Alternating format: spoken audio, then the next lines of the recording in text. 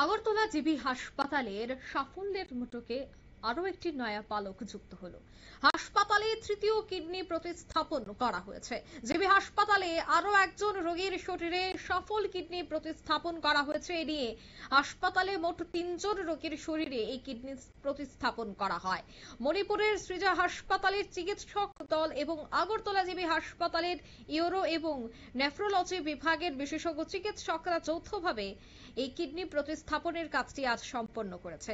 Kidney দাতা এবং গ্রহীতা দুজনেই সুস্থ রয়েছেন। তারা দুজনেই আগরতলা রাধানগরের বাসিন্দা।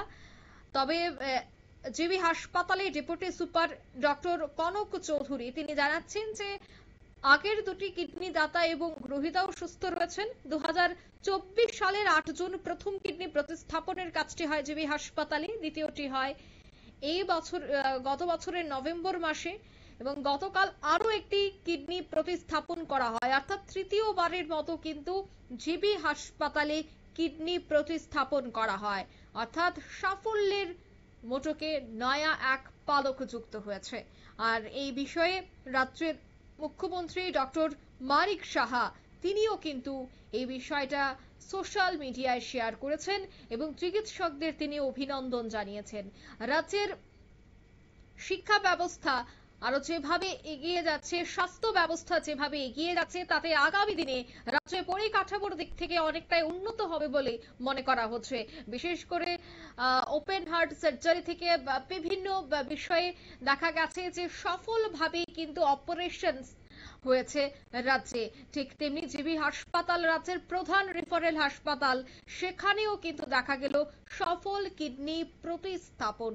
তবে আগামী দিনেও এ ধরনের চিকিৎসা রাজ্যে চলবে এবং আগামী দিনে তাতে উৎসাহ বাড়বে জুনিয়র চিকিৎসকদের এবং যারা এই রাজ্য থেকে বহিরাজ্যে চিকিৎসার জন্য যান, বহু টাকা খরচ করে যান, তাদের কিন্তু এখন আর বহিরাজ্যে যেতে হবে না।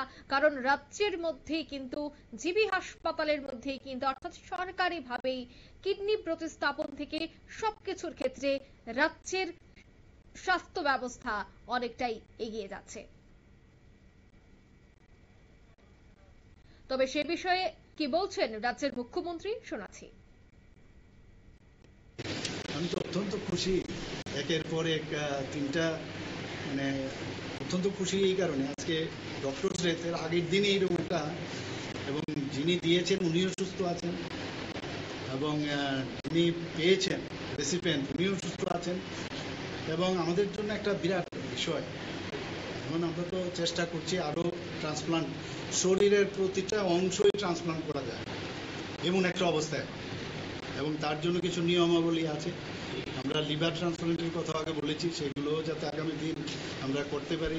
বোন ম্যারো ট্রান্সপ্লান্ট, এগুলো কথায় কথায় মানুষ বাইরে যেত, আমরা ত্রিপুরাতে চেষ্টা করছি যাতে এগুলো করা যায়। আপনারা শুনলেন মুখ্যমন্ত্রীর বক্তব্য।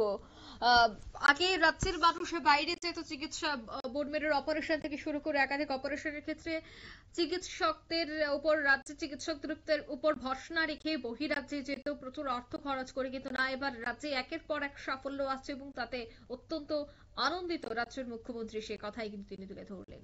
নিয়ে নিতে ছোট একটি বিজ্ঞাপন বিরতি, সঙ্গে থাকুন।